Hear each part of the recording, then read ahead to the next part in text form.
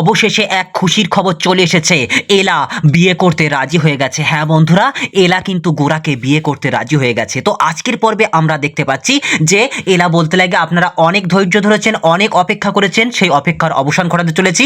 আমি ডেকে নেব মিস্টার গোরা সেনকে এবং উনি এসে আমাদের এই যে 8জন সিলেক্ট ক্যান্ডিডেট রয়েছেন ওনাদের মধ্যে থেকে কিন্তু একজনকে বেছে নেবেন। এদিকে দেখতে পাচ্ছি গোরা সেখানে চলে গেছে, কিন্তু সে নীরব নিথর হয়ে দাঁড়িয়ে রয়েছে। এদিকে দাদু বলতে লাগে দাদু ভাই তুমি নাও না, এদের মধ্যে থেকে যে কোনো একজনকে বেছে নাও। এদিকে দেখতে পাচ্ছি মেঘনা, সে তো প্রচন্ড রেগে যাচ্ছে। এদিকে গুনগুনি, সে তো নিজে একেবারে জ্বলে পুড়ে শেষ হয়ে যাচ্ছে। সত্যি কি এখান থেকে গোরা বেছে নেবে? এদিকে মেঘনা বলতে লাগে ওই এলার বদমাইশির জন্য আজকে কিন্তু এই চরম বিপত্তির মধ্যে পড়তে হয়েছে আমার দা ভাইকে। আমার দা ভাইয়ের মাথাটাকে একেবারে শেষ করে দিয়েছে। এদিকে আমরা দেখতে পাচ্ছি যে ঐশী বলতে লাগে দেখ দেখ না দেখ না, ওখানে যে বসে রয়েছে, যে সেলিব্রিটি রয়েছে তাকে কিন্তু গোরা সিলেক্ট করবে।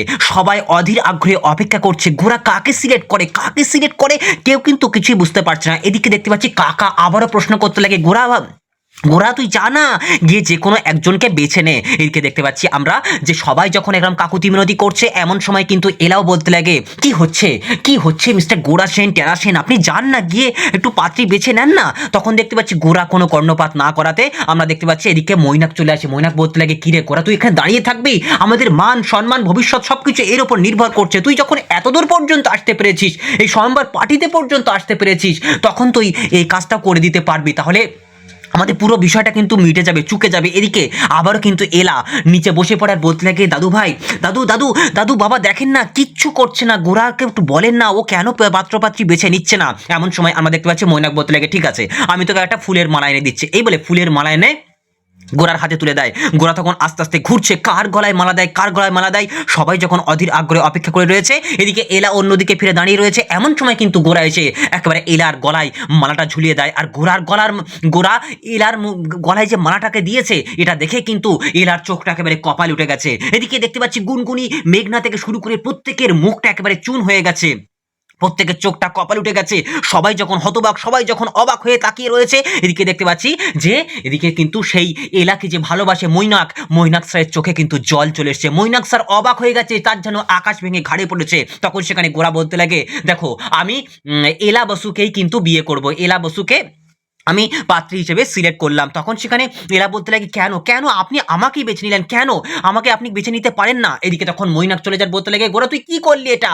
আরে উনি পার্টিসিপেন্ট যারা রয়েছে তাদেরকে থেকেই কিন্তু বেছে নিতে হবে। কিন্তু এরা বলতে লাগে সরি, এখানে গোরা বলতে লাগে না না, আমি যাকে দরকার সে তাকে কিন্তু বেছে নিয়েছি। তখন সেখানে বলতে লাগে গুনগুনিকে তুই তুই বেছে নিতে পারলি না, কারণ গুনগুনি এই অ্যাপের মধ্যে ছিল না। কিন্তু গোরা বলতে লাগে এখানে এলা বসু কিন্তু অ্যাপের মধ্যে রয়েছে, এই দেখ, এই বলে কিন্তু গোরা এলাকে মানে মৈনাককে দেখিয়ে দেয় পুরো বিষয়টা। তখন সেখানে মৈনাক অবাক হয়ে যাচ্ছে। এদিকে তখন এলা বারবার বলতে লাগে আমি আপনাকে বিয়ে করতে পারবো না, আপনি কেন আমাকে নিয়ে আপনি ছেলে খেলা খেলছেন, আমি এটা করতে পারবো না। এদিকে দেখতে পাচ্ছি মুখার্জি, সেও কিন্তু বিভিন্ন রকমের বক্তব্য দিতে লাগে। প্রত্যেকটা দর্শক সেখান থেকে পার্টিসিপেন্টরা প্রত্যেকে বলতে লাগে আমরা মানি না মানি না মানি না। এদিকে সবাই যখন হতবাক হয়ে যাচ্ছে, অবাক হয়ে যাচ্ছে, এদিকে দেখতে পাচ্ছি প্রত্যেকে অবাক দৃষ্টিতে তাকিয়ে রয়েছে। এদিকে রিপোর্টাররা বলতে লাগে গোরা সেন আপনি নিজের এমপ্লয়িকে পর্যন্ত বিয়ে করে নিলেন। এদিকে দেখতে পাচ্ছি মৈনাকও বিভিন্ন রকমের বক্তব্য দিতে লাগে না না না, এ হতে পারে না, এ হতে পারে না। কিন্তু আমরা দেখতে পাচ্ছি এরকম একটা সিচুয়েশন যখন চলে এসেছে, সবাই যখন এরকম সিচুয়েশনের মধ্যে রয়েছে, তখন সেখানে গোরা বলতে লাগে আমি ঠিক করেছি, আমি যা বলেছি ঠিক করেছি,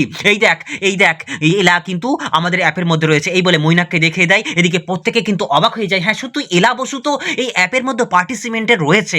তখন দেখতে পাচ্ছি এদিকে নীরা বলতে লাগে সব আমার খেলা, আমার খেলা, আমি ভাগ্যিস দিদির জীবনটাকে বদলে দিয়েছিলাম, দিদিকে আমি অ্যাপের মধ্যে ইনস্টল করে দিয়েছিলাম বলেই তো দিদি আজকে এরকম একটা সিচুয়েশনে চলে এসেছে। তখন ঐশী বলতে লাগে নীরা এটা কিন্তু ঠিক হচ্ছে না, গোরা সেন যে দিদিকে একেবারে শেষ করে দিতে চাই, তাকে বিয়ে করতে চাইছে, তাহলে কিন্তু বিষয়টা কোন জায়গায় যাবে সেটা কিন্তু বুঝতে পারছে না। এদিকে গোরা নিজে মাইক্রোফোনটা হাতে নাই আর নিয়ে বলতে লাগে দেখুন আপনাদের পছন্দ মতো আপনাদের সমস্ত প্রশ্নের উত্তর আমি দেব।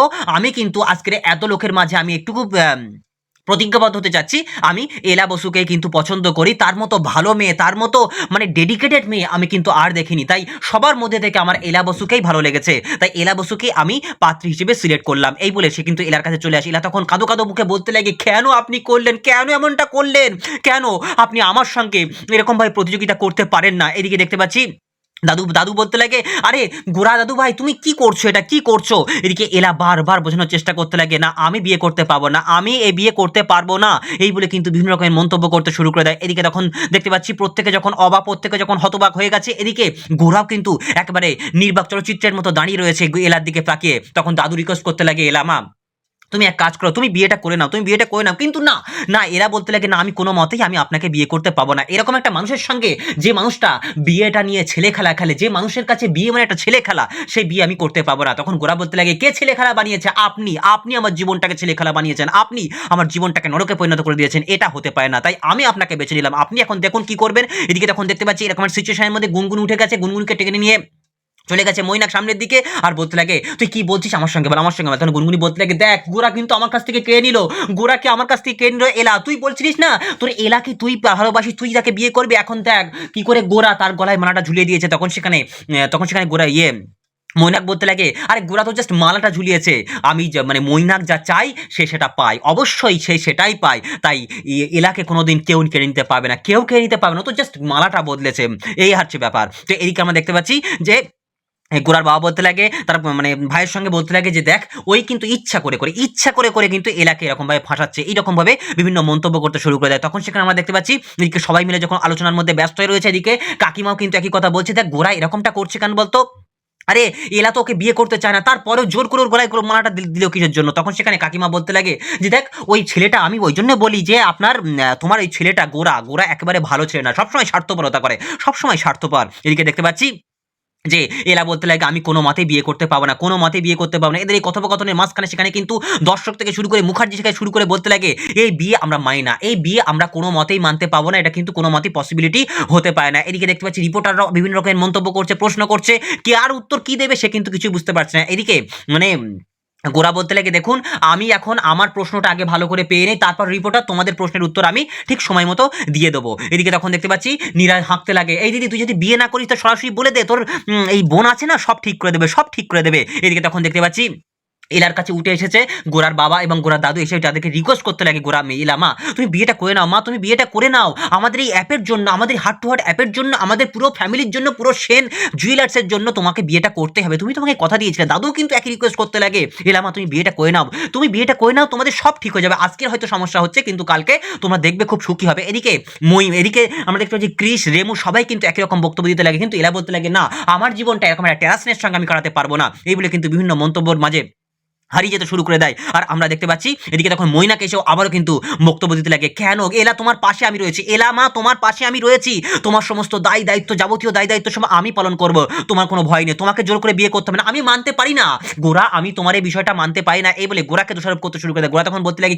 কিরে মৈনাক, কি তুই আমাদের মাঝখানে আসছিস কেন, আমার আর এলার মাঝখানে সমস্যাটা হচ্ছে, তুই এর মধ্যে আসছিস কেন, তোর কি কোনো লাভ আছে, ও কি তোর গার্লফ্রেন্ড নাকি? তখন সেখানে আমরা দেখতে পাচ্ছি যে প্রত্যেকে তখন অবাক হয়ে যাচ্ছে, যে মানে কি বলবো, গোরা মৈনাককে পর্যন্ত অপমান করতে কসুর করছে না, মৈনাককে পর্যন্ত অপমান করছে। তখন সেখানে গোরা বলতে লাগে, না আমার খেলা আমাকেই খেলতে দিতে হবে, আমি আমার খেলার জালে আমি হারিয়ে পড়েছি, আমি কিছুই করতে পারবো না, কিছুই বলতে পারবো না। এদিকে দেখতে পাচ্ছি যে এরা বলতে লাগে, না আপনার মতো ছেলেকে আমি বিয়ে করতে কোনো মতেই প্রস্তুত না। এদিকে দাদু বারবার রিকোয়েস্ট করতে শুরু করে দিয়েছে, এলা মা তুমি নাও না, তুমি বিয়েটা করে নাও, তুমি বিয়েটা করে নাও, আমি কথা দিচ্ছি তোমাদের জীবনটা হাসিতে খুশিতে ভরে উঠবে। তখন সেখানে এলা নিজের চোখের ভেতরে দেখতে পাচ্ছে যে বধিদা তাকে কি বলেছিল, তার জীবনটা কোন জায়গায় রয়েছে, তার মামিমা তাকে কি বলেছিল, পুরো বিষয়টা যখন তার মাথার মধ্যে ঘোরপাক খেতে শুরু করে দেয়, সে তখন হারিয়ে যেতে শুরু করে দেয় অন্য এক জগতে। তখন সেখানে মানে গোরার বাবা এসে আবারও রিকোয়েস্ট করতে লাগে, আমার ছেলেটাকে তুমি ভালো করে দাও মা, আমার ছেলেটাকে তুমি ভালো করে দাও, তোমার মতো ভালো পাত্রী এই তল্লাটে আর কেউ নেই, আমি কথা দিচ্ছি মা, আমি কথা দিচ্ছি তোমার জীবনে কোনো সমস্যা হবে না, তোমার সারা জীবনের তোমার ফ্যামিলির দায়িত্ব আমি আমি এই দেবজ্যোতি সেন আমি নিজের কাঁধে তুলে নিলাম। তখন সেখানে এলা মনের খাতায় মনের পাতা কিন্তু হারিয়ে যেতে শুরু করে দেয়। তখন সেখানে গোরা সামনের দিকে এগিয়ে আসে, আর এগিয়ে এসে বলতে লাগে, দেখুন আমাদের পার্টিসিপেন্ট সে কিন্তু বিয়ে করতে রাজি নয়, সেক্ষেত্রে আমরা কি বলছি, বিষয়টা কিন্তু ক্যান্সেল করে নিতে হবে। তখনই সেখানে আমরা দেখতে পাচ্ছি এলা প্রচন্ড চিৎকার করে বলতে লাগে, এই বিয়েতে আমি রাজি, এই বিয়েতে আমি রাজি। আর বিয়েতে রাজির কথা শুনে কিন্তু গোরার চোখটা একেবারে কপালে উঠে গেছে, আর এলা তখন আস্তে আস্তে ছুটে আসে, আর গোরা মানে এলা এসে গোরার কাঁধে মানে গলায় কিন্তু সেই মালাটা ঝুলিয়ে দেয়। আর আমরা দেখতে পাচ্ছি গোরা তখন হতবাক হয়ে যাচ্ছে, অবাক হয়ে যাচ্ছে, প্রত্যেকের মুখে তখন হাসি ফুটে উঠেছে, আর এদিকে গোরার চোখের দিকে আর তাকানো যাচ্ছে না। তখন এলা বলতে লাগে যে আপনি আমাকে নিয়ে খেলছিলেন তাই না, আমাকে নিয়ে উল্টো চালে খেলছিলেন, এই চালটা আমি উল্টো করে আপনাকে দিলাম, এবার দেখেন আপনার কেমন লাগে।